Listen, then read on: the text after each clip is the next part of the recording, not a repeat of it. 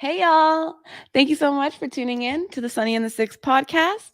I'm your host, Sunny in the 6, and today we are going to be diving deep with Elizabeth, also known as Live Through Coaching on Instagram.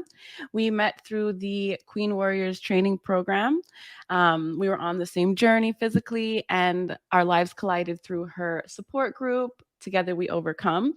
And here we are. The rest is history. Elizabeth, do you want to go ahead and introduce yourself a little bit? My name is Elizabeth. I am a mindset coach, and I've been a mindset coach for several years.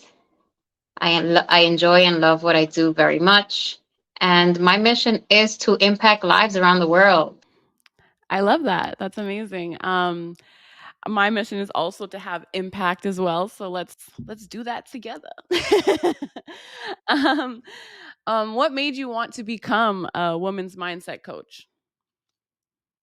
It's a wonderful question. The evolution from who I was to who I am now has inspired me to want to pour the same love into a multitude of women as I have poured into myself. Everything starts with your mindset. There are thoughts that have taken permanent residency in our minds, and oftentimes we don't realize it. If you don't take the time to filter out the thoughts you allow into your mind, it will begin to affect other areas in your life.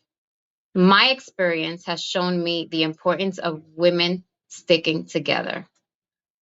Mm, that is very important. Um, mindset. I think one thing that I think I learned through Queen Warriors, more than even working out, was probably the mindset aspect of it as well. And I didn't realize how important mindset is to like your everyday process until that. So everyone could use a little mindset coach, okay? I know that's right. And when you're starting to build, whether it's your personal brand or just like personal growth, if your Mhm. mindset ain't right, and nothing else is. Yo, that is seriously, that is like top tier knowledge.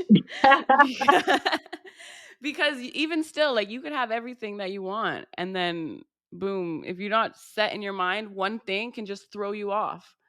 Literally, like even when it comes to social media too, as well. Like I feel like people need mindset coaches just to be on Instagram, just to Yep, let them. that's right. That's right, Like because you see seriously. different pages. You start to compare yourself. You start to be hard on yourself, putting yourself Mhm. down. And I agree with you.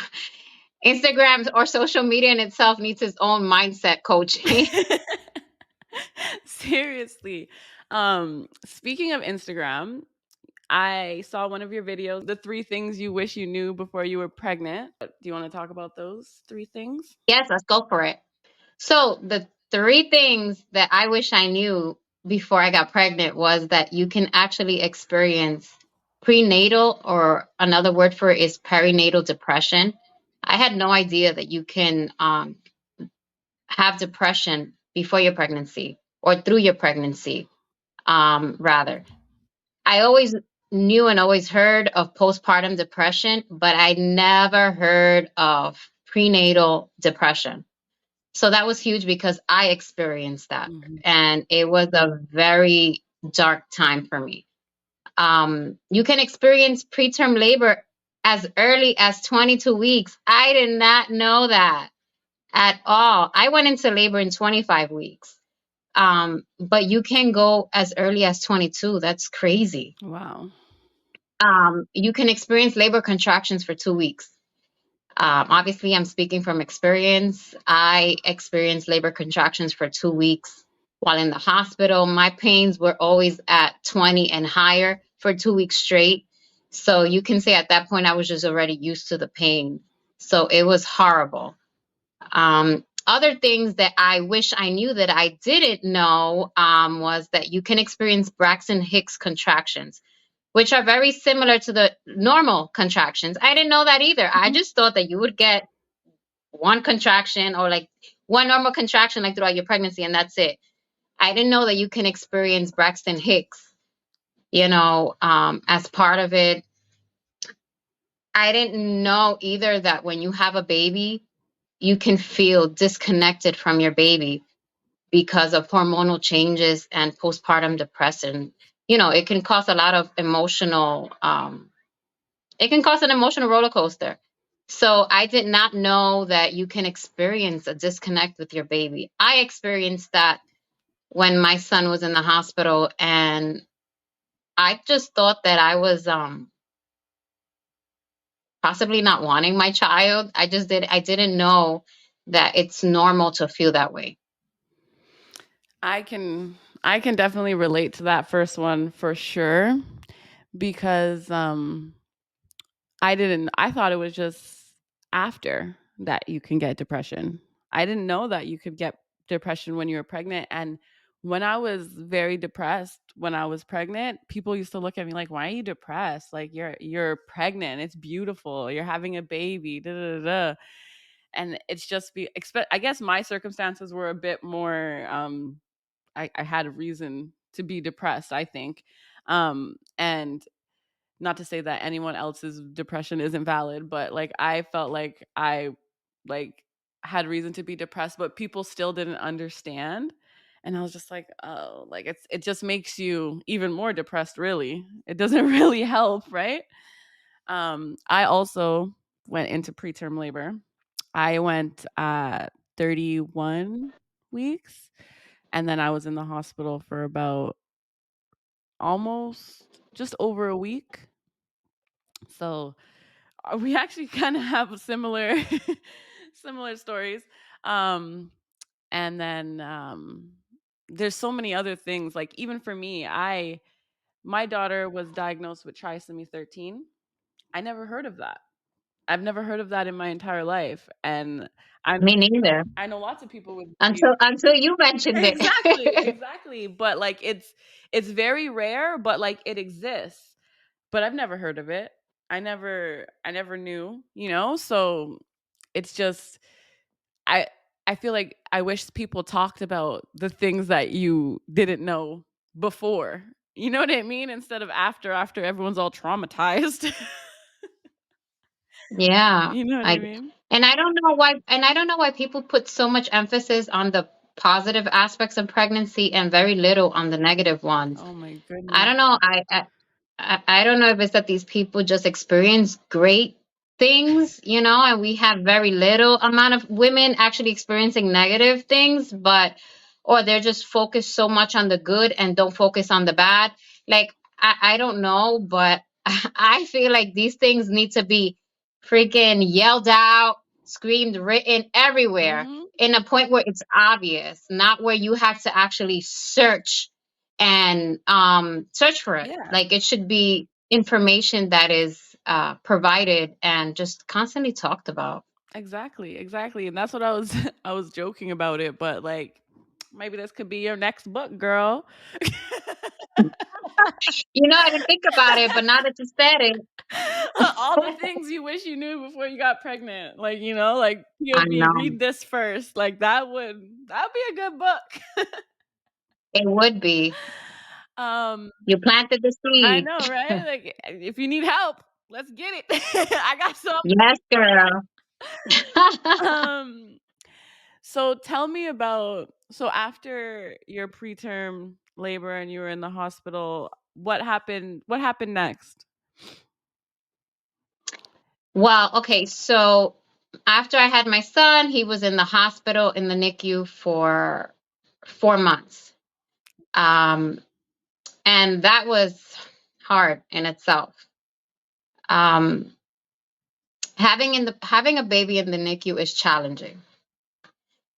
And no one truly understands how hard it is unless you've actually experienced it. Aside from the trauma I endured with having my baby early in the NICU, I'm sorry, with having my baby early, the NICU was an extra trauma. Yeah, on top of that.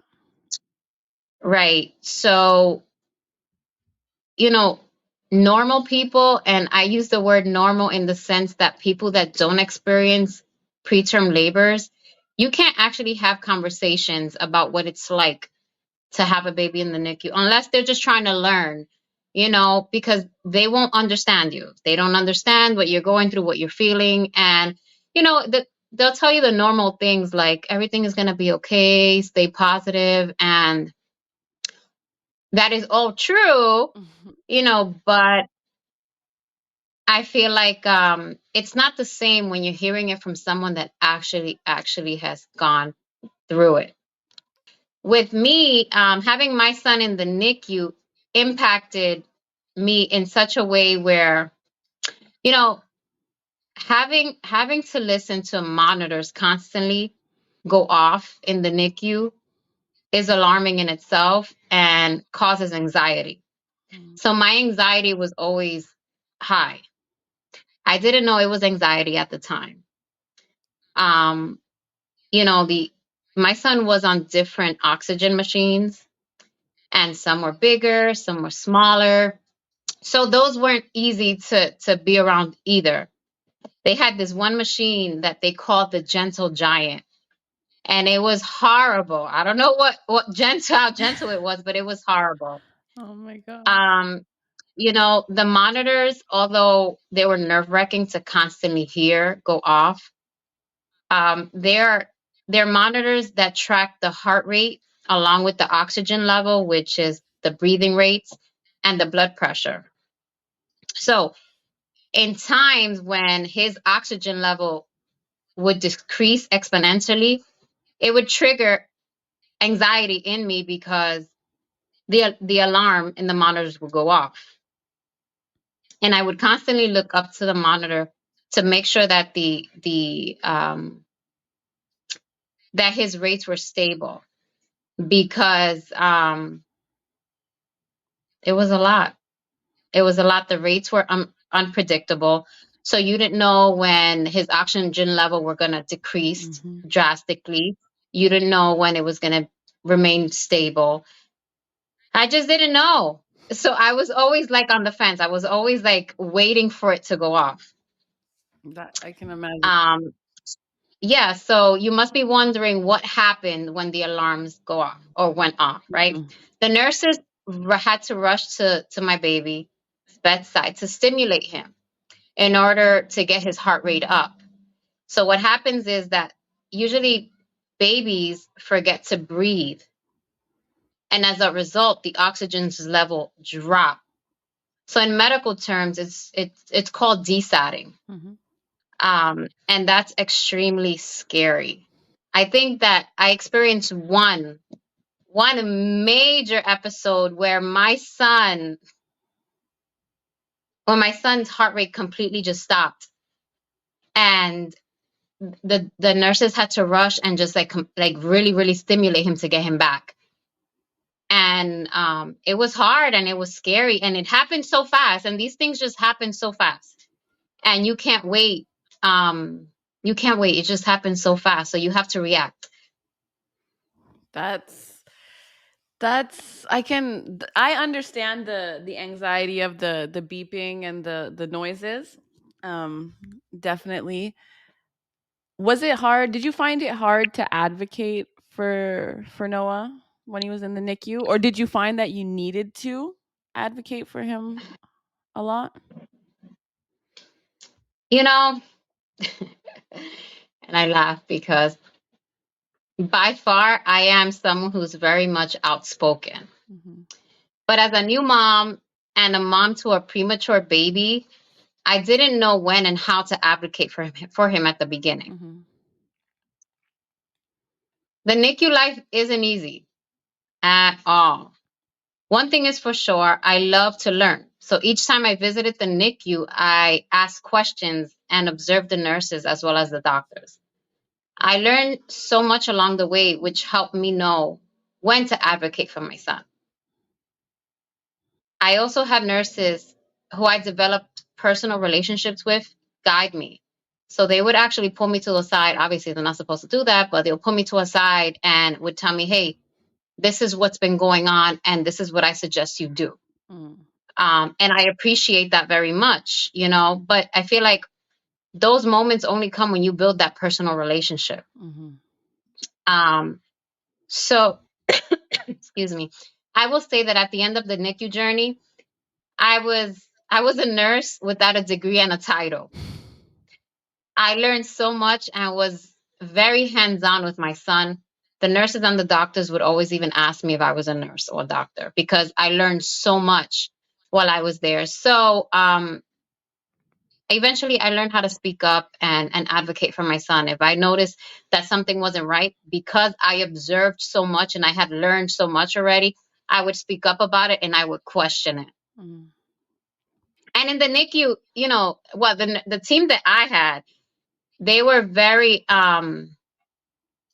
like strung on, like advocate, advocate, advocate. You have to advocate for your son. And they would tell me that a lot. And I'm just like, damn, you're putting pressure on me. But it's crazy because you don't like looking at it now and hearing other mothers' perspectives. It's so important to learn how to advocate, to learn how to stand up for yourself and the people that you love, because it can make or break things. And it's hard. It's hard.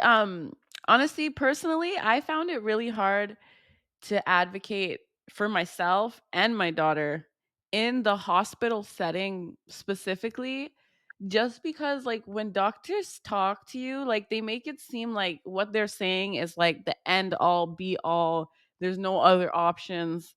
So like it's just, I don't know, like it's very stressful to try to advocate. And like even up until the end of my pregnancy when I was in the hospital, they would check on my daughter every hour at first when I first got there. When my water first broke, they would check her heart rate every hour. Then it went to every 2 hours. And then after a week, they said, we're not checking anymore. And I was like, but why? They're like, oh, well, she's been fine this far. Da, da, da, da. We're going to have an ultrasound tomorrow, but we're not going to check for the rest of the night. And then the next day at the ultrasound is when I found out that her heart was stopped. So I just feel like sometimes I like always think back to that moment, like you know what I mean, like how I could have advocated better for her. And it's really hard to advocate for yourself in the hospital setting. I feel like it's not easy. I give it out to Yeah, and mothers that have to and that do, but I feel like it's not easy at all. no, it's not easy, and sometimes it has to do with not knowing how or not knowing when to actually speak up. You Mhm. know what I mean? Yeah. Um, but we can't be hard on ourselves when those moments come. Because we're human. It makes us human. Yeah. Yeah, exactly. It does. We are only human, right? Like we only know when we learn, really. Um Right. ooh, okay. Okay, so did you find like in your NICU journey, did you find it hard to have like faith during that time? Like did you have a support system like going through it with you? So, yes and no. The only close support I received was from my mom and my cousin. Um, my pregnancy was anything but normal. It was everything but normal. Therefore, I kept my pregnancy a secret up until my water broke and had to be admitted. Mhm. Let's keep in mind all of this happened during the pandemic. At that point, my life and my son's life were both at risk, and I needed a community of praying people. So I reached out to everyone I knew, and they reached out to everyone they knew to pray for us. So it was out. Everyone knew that I was pregnant and I was in need of saving, right? Um, my mom and I are very close, so she was my number one, always there with me. It was hard for her to actually see me go through what I went through. And my cousin, who's really dear to me, she experienced something very, very similar to me. So her being a support system for me was huge because she shared her experiences and it helped me see things with different eyes. Now, as far as faith is concerned, it was only and it is only by God's grace and God's strength that I was able to get through my process. I would have never been able to endure such trauma with my own strength. It was too much to bear. For me, it was like the end of my life. I know it sounds dramatic, but listening to myself now is just like, really, like it's not that big. But when you're going through it, it's almost like your life is over. And that's exactly how I felt. I felt like my life was over. So at the beginning, I struggled with faith. And I'm a faith, God-fearing woman. I've seen how God has manifested himself in my mom, in my family, and my friends. So when I say that I believe, I truly believe. My pregnancy was not ideal, like I said. What do I mean by not ideal? I wanted to have my son in marriage with the man that would be my husband. I never imagined being a single mom, having to deal with depression while pregnant and going through this process without my son's father. Never have I ever imagined that. I'm a hopeless romantic, that person that sits down to watch Hallmark all the time. So, I always had this idea of where I would be and who I would be with, right? Pregnancy was supposed to be a happy and joyful time for me, especially as a first-time mom, and it wasn't. I didn't have a baby shower. I didn't get to take professional pregnancy photos. I didn't get to embrace my pregnancy at all. It was the hardest time and the darkest time of my life. I learned through my process that I am not the first nor the last woman to experience what I did.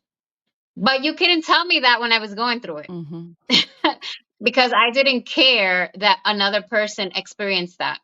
All I cared about the fact that I experienced it, and that wasn't okay. My son's father left me to deal with the pregnancy completely alone. I felt as though I let God down. I felt like a fraud. I felt embarrassed. I felt ashamed. I felt scared. And I felt as though I was now a statistic. And that was hard for me. Imagine focusing on all the negative aspects and not having the strength to focus on the positive. Even though I lost faith, at times I never stopped praying. It's crazy. It's crazy to use the same thing all in one sentence. Mm-hmm. Although I lost faith at times, I never stopped praying. I knew that although I was going through a difficult time, I know that there's power in prayer. So I continued to pray. And I knew eventually that continuing to pray was going to ignite my faith again.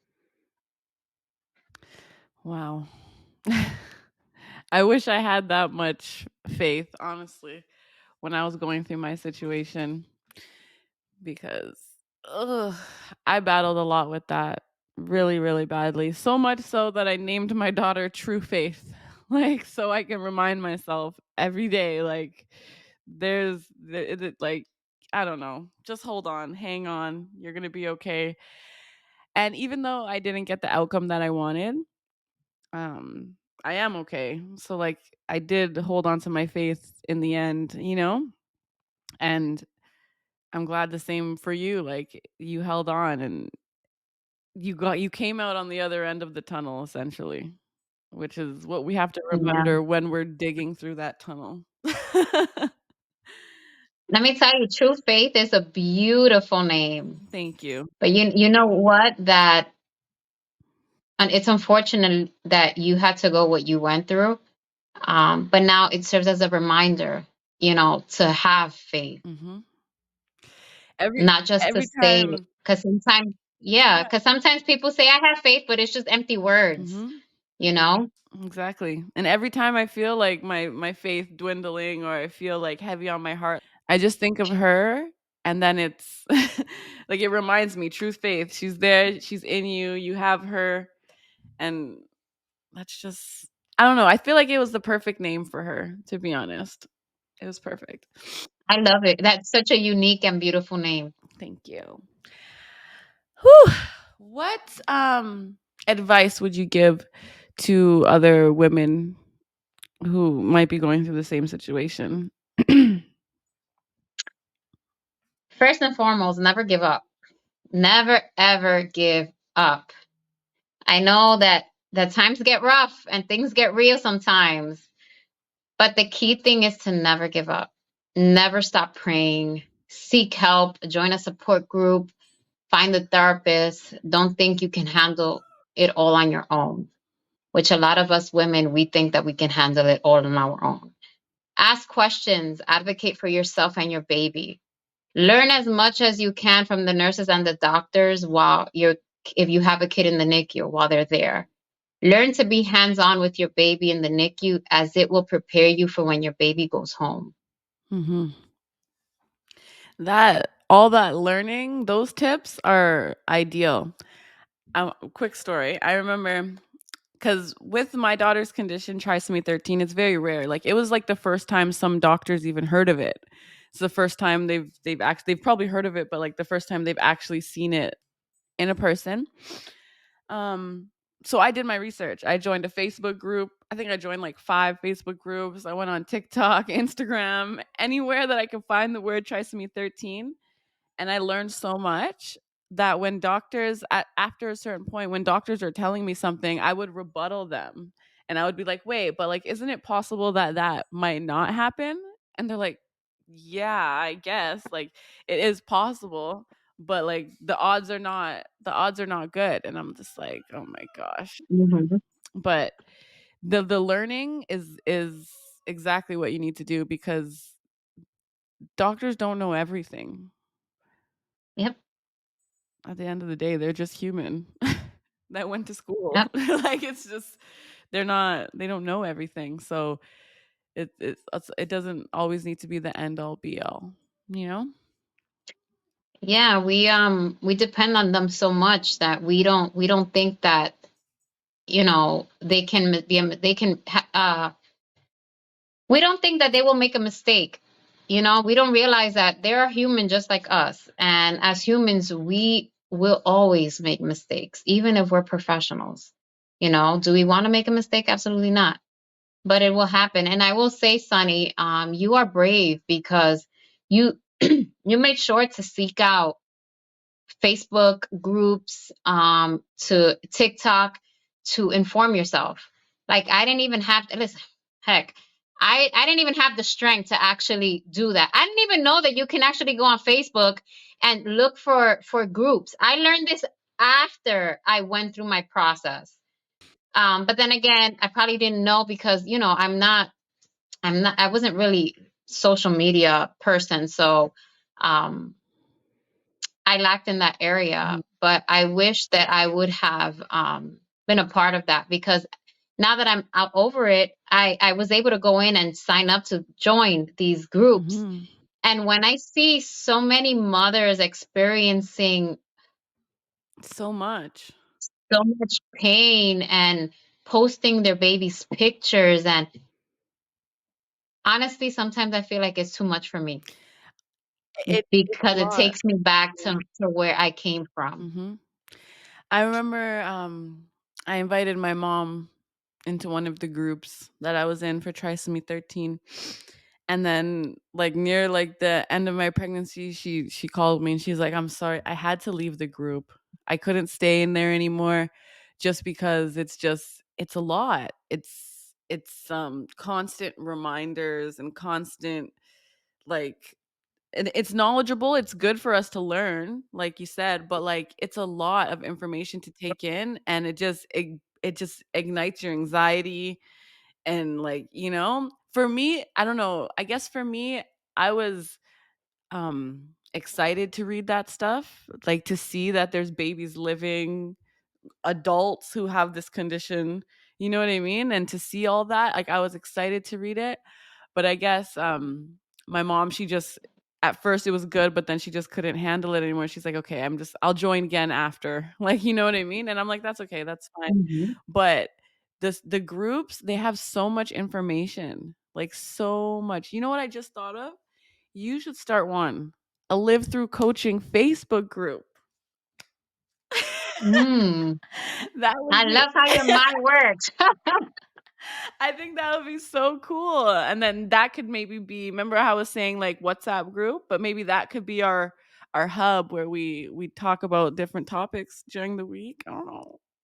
Anyways. I like that. I like that idea. That's Mhm. an amazing idea. Yes. So I wanted you next. Actually, let's just go into the support group since we're already on that Okay. vibe.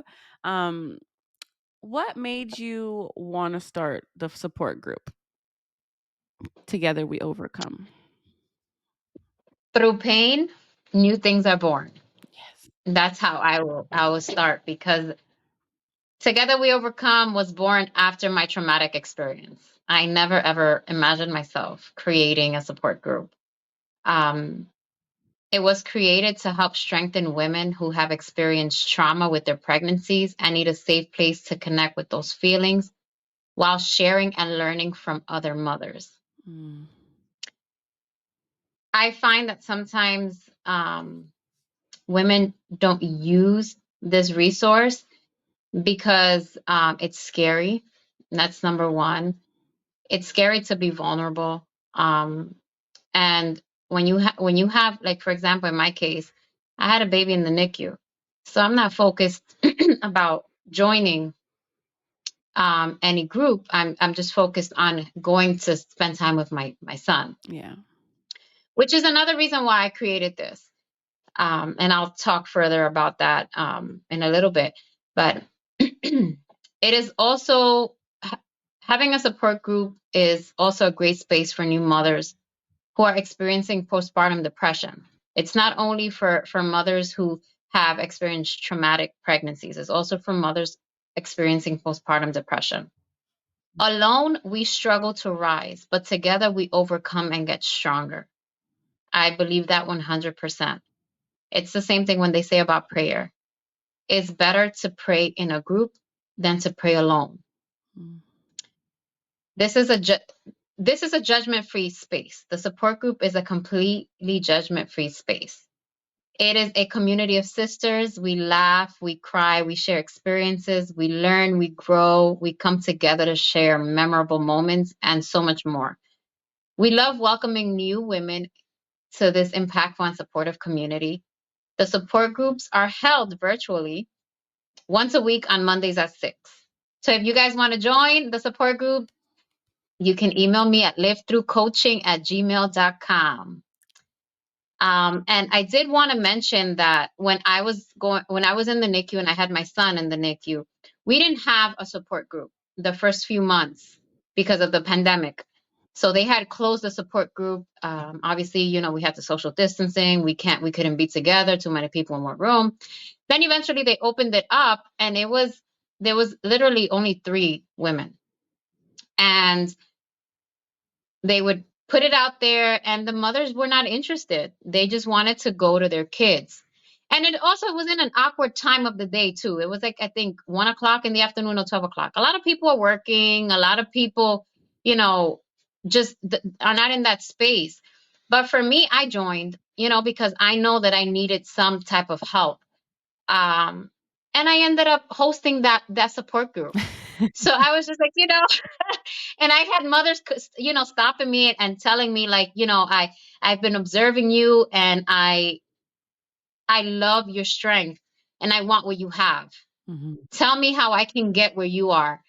And that was, for me, it was an honor. It was an honor to actually be able to help women in that way, which is another reason why creating a support group was so important for me. That's amazing. I mean, I'm in the support group, y'all. I'm there, so it's amazing. I tell you every time, I love the support group. I love how each of us are on different spectrums of the journey so we can all learn from each other in so many ways, and it really is a safe space, y'all. Like it really is a safe space. You can cry, you can laugh, and it's just what you need on a Monday night. Right? To start your week. Yes. Start your week off right. Exactly. Oh my gosh. Um so one question I wanted to get into before we talk about the book, I forgot to ask, but how was it after all that trauma and stress? How was it that day that you got to take Noah home? Was it like Oh my goodness. was it like the most amazing thing in the world? Was it hard? Were you? It was the most exciting day and the most scariest day. Mm. So let me tell you, I have bought Noah a graduation outfit, the cap and gown, To graduate from the and I NICU? wrote, yeah, and I wrote on his cap and gown. I wish I had his. I can show you. And I wrote on the cap and gown, NICU graduate. Aw. And I dressed him up. I took pictures with everyone. And I was super excited because he was finally coming home. Finally coming home. But it was scary because I wouldn't have the doctors and the nurses with me. Mhm. And I would not have the monitors with Beeping. me either to show me that my baby's okay. I was so used to the monitors and looking up. Like, I think I caught a cramp in my neck. Like, constantly looking up to make sure that he wasn't desatting. Um, so it was nerve-wracking. But I always remembered what I learned in the NICU, and I used it to my advantage when I brought him home. Mhm. I also kept in contact with a lot of the nurses, um, and that was very helpful. So if I had questions, I would text, "This is going on. Can you tell me what to do?" Okay. Like, my son was on special formula, so I had to do it in a certain way, and you had to be very careful that it I didn't contaminate the formula. It was just crazy. Um, but it was nerve-wracking because I had to take him home on my own. Oh, yeah, to do that on And by yourself, that must have been woo. it was so scary, it was hurtful, it was disappointing, it was crazy, it was horrible but beautiful in the end. Just think about you bringing home a baby that's been in the hospital 4 months. You're putting him in your car. You want to make sure that you're doing the car seat right, putting it in properly. I think a security guard actually helped me do it because I didn't know how to do it. Aw. Yeah, and I was driving. I think I even put my hazard lights on just to make sure that I was driving slow enough, not to startle him, not to get, Aw. with the sound from outside, and just the noise. I didn't want to get his heart rate like going. So I was nervous as heck. But when I brought him home, it was overall beautiful and exciting. My mom was super nervous, so she was like on the fence for a few months because she's like, "What am I gonna do with this baby?" I'm like, "Ma, this is a normal baby. It's just he was born early. You take care of him like you would do any other baby." So it took her some time That's because she's like, "He's so fragile. What if like he can't breathe and what am I gonna do?" And I'm like, "Well, you smack him hard in the back to stimulate him. So it was just hard for her, but it was amazing. Um, I lost a lot of sleep because I was so focused on making sure that he was breathing. Mm. So it would be like constantly waking up throughout the night. And I even got the outlet. I was gonna say, what about the Um, outlet? I had it, and I someone blessed me with it. Someone that I actually met in the hospital. Oh. She didn't need to use it for her baby, so she gifted it to me.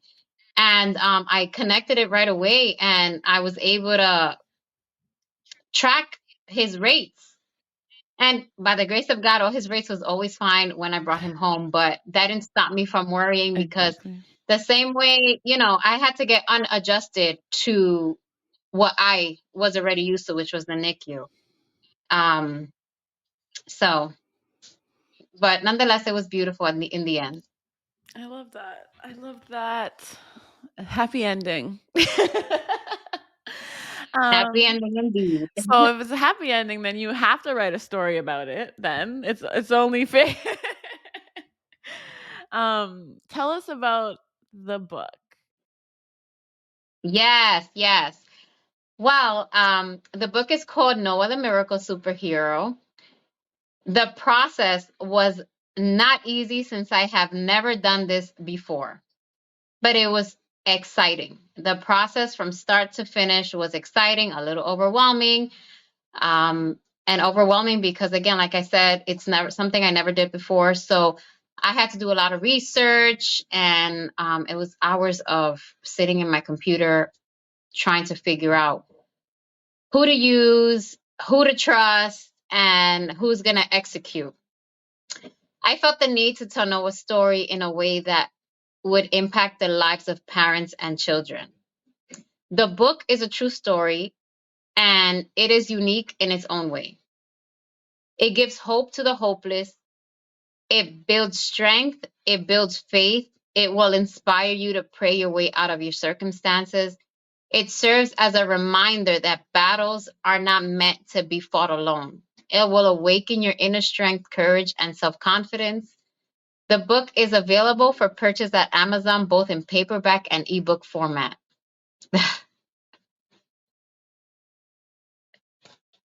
I haven't read it yet, but I've looked at the pictures and I love the artwork.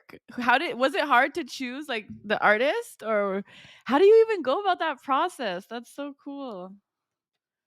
It was challenging because um you have to have faith that you're going to find someone that's going to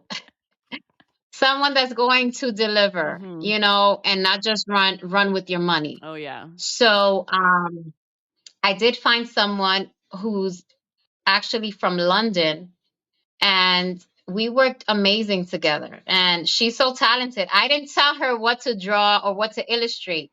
She used her creative gift to put together what I wrote and put it into an illustration. And she did a phenomenal job. That's amazing. I'm actually gonna read it with my daughter tonight. I just opened it like literally right now. Let's open it on the podcast. But I think she's gonna love it. It's such a cute little, so cute. You will love it. You will love it. And you know what makes it more empowering? And I say this because I've gotten this feedback from others.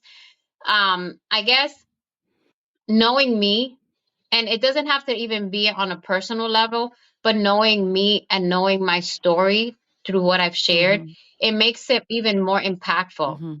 you know? Because you know how sometimes you read something and you don't know the person, so it's just like, oh, okay, Yeah. whatever. But when you can actually have someone that you can put the pieces together and relate to it, it's emotional, and I've gotten feedback from people where they're like, I actually cried as I read this, because I can't even begin to imagine your pain. This is not just your son's story, it is your story. Mhm. You're just telling his part. No one else knows your part. Yeah. And it's a beautiful book. Even me, when I got the book, I was like, the actual physical book, Mhm. I was so excited because it was more than I expected. Mhm. It's better than you could have ever dreamed. That's Yes, amazing. Dream come true. Happy absolutely. ending. I love that. I love that. Yes, yes. And my son, even as I read it to him almost every day, and he acts out the scenes, which is the cutest things. You should do He acts out that. the, You should do that to you promote the know, book.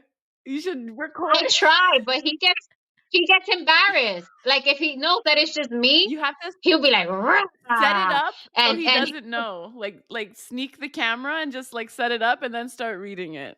That would be there's like This little boy is so smart that when he knows that I'm recording, he wants to be in the video. He wants to be a part of whatever it is that I'm doing. And he gets upset when he's not. So then the focus will no longer be the book. The focus would be, the camera or the phone that I'm using. Yeah. So I have to try to find the way, but it's so cute to see him act out the parts. It's just like, who taught you this, little boy? Oh my gosh, so cute. I mean, it's his story. He knows it. He knows the parts.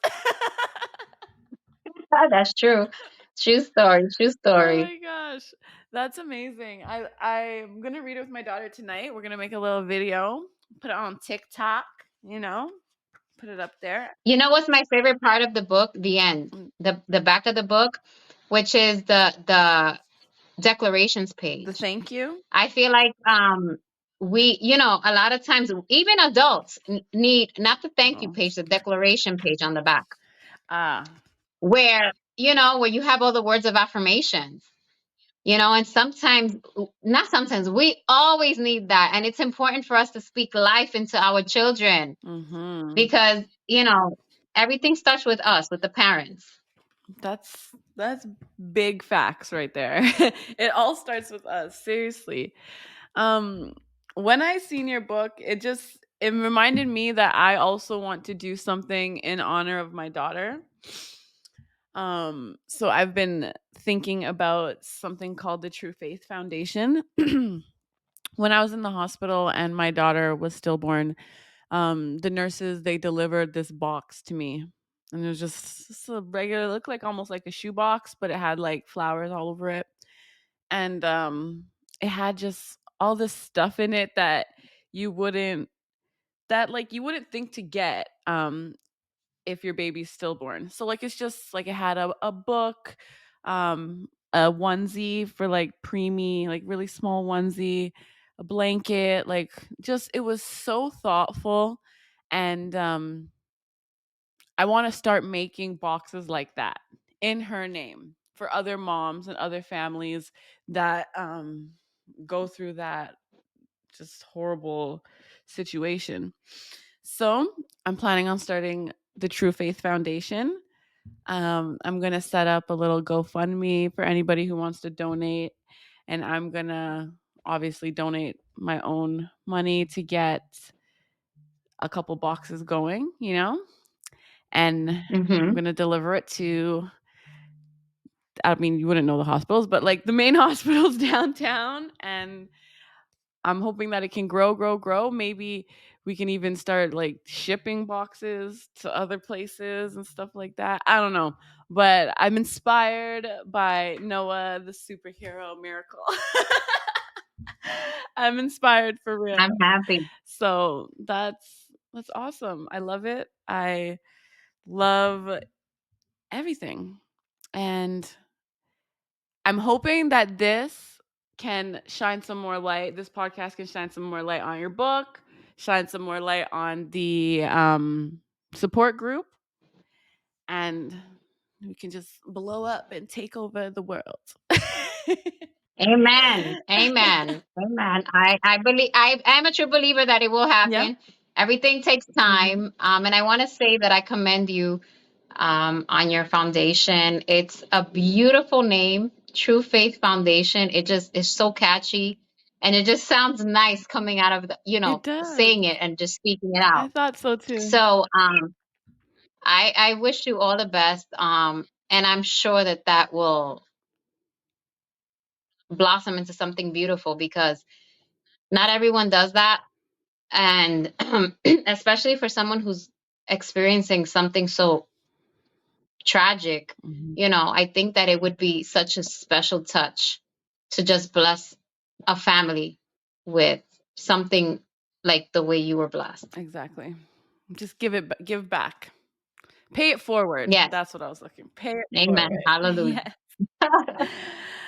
Okay. Well, that is like sort of like a wrap up. Is there anything else you wanted to touch base on? You wanted to add? Shout out your socials. I mean, it's on the screen. We already did that, but whatever you want to say. Yes. So you can find me on Instagram at Live Through Coaching. Again, if you would like to get a copy of Noah the Miracle Superhero, it's available on Amazon, both through paperback and ebook. And if you want to join the support group, feel free to shoot me an email at livethroughcoaching@gmail.com. And actually, you guys can also message me if you want to join the support group, and I'll let Liv know, and the rest is history. Exactly. All right. I love it. I love it. I love I it. love it. Yes. So thank you guys so much for tuning in to this episode of the Sunnyinthe6 podcast. I'm Sunnyinthe6. This is Elizabeth. And Live through coaching. Live through coaching. There you go. And until next time, I'm sure we'll do some more episodes. I'm actually going to go live with her probably next week or this week. Who knows? So look out for that. And then we'll catch you next time. Bye. Bro, I almost dropped my mic.